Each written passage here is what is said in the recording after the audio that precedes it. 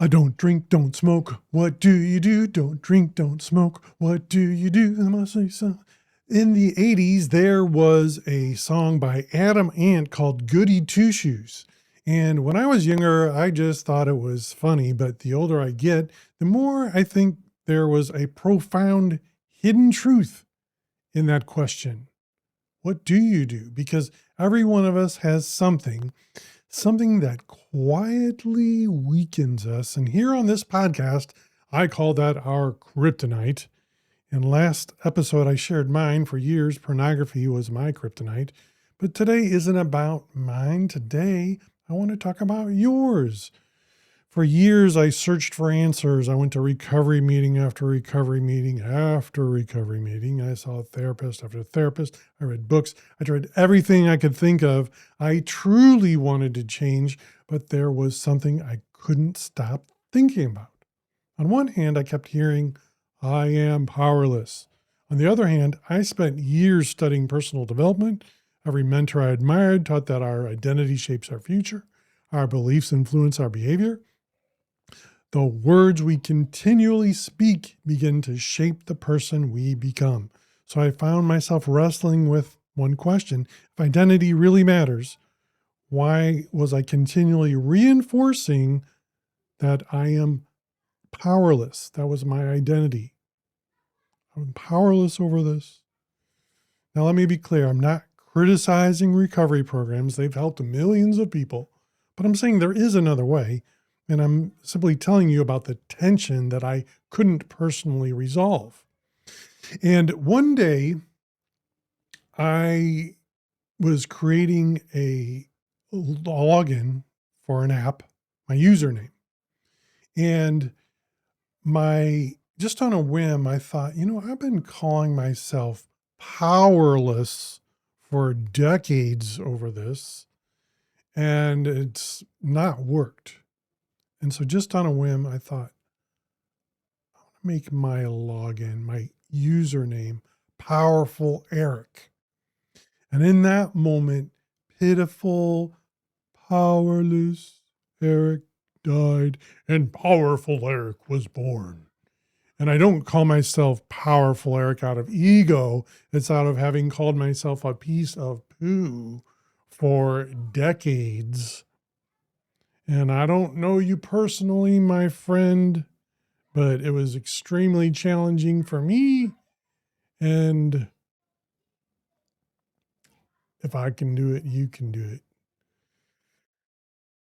But what I was hoping to happen is to look at myself differently. And that's what happened.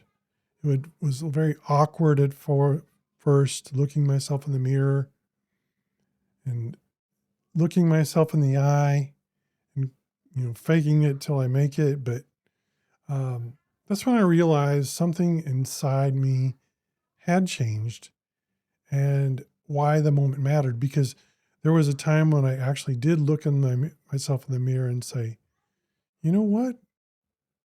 I like myself. And that experience changed the way I looked at change. I realized something. Identity doesn't magically change behavior overnight.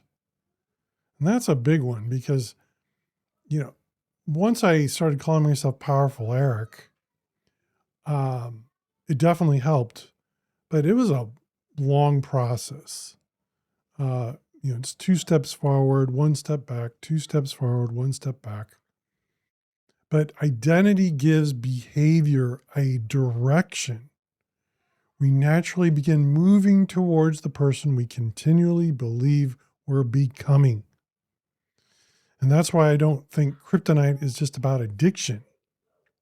To me, kryptonite is anything that quietly weakens the person you're capable of becoming. So how do you identify your own? Start by asking yourself a few honest questions. What keeps showing up in your life? What repeatedly weakens you? What do you keep promising yourself you'll stop? but somehow it just keeps coming back again and again and again. What steals your confidence?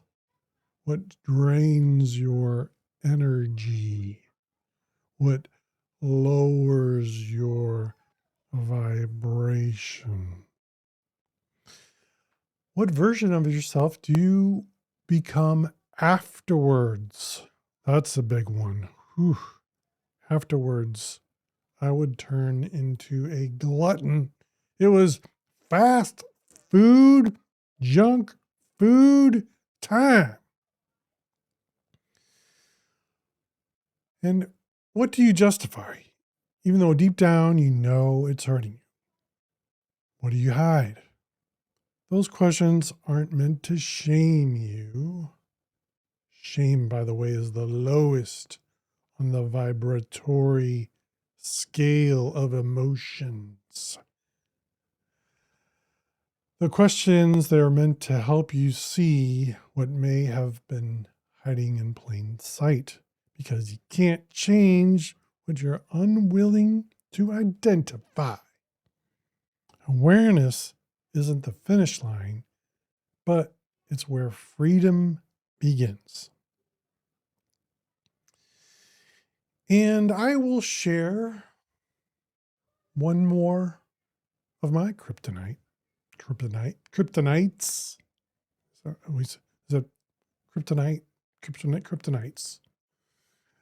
This is one that's a challenge for me. At night, after my kids go to bed,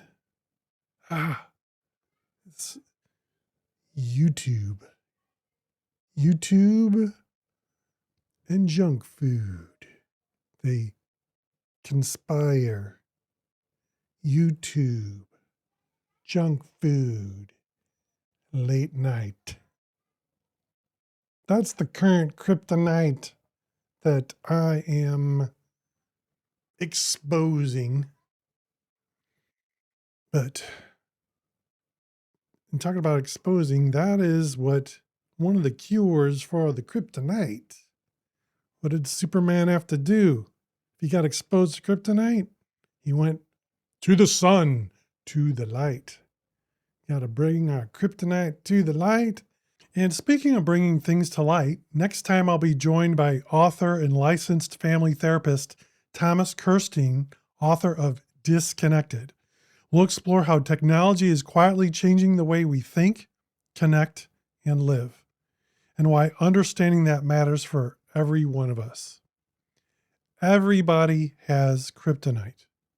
The question isn't whether we have one. The question is, what is your kryptonite?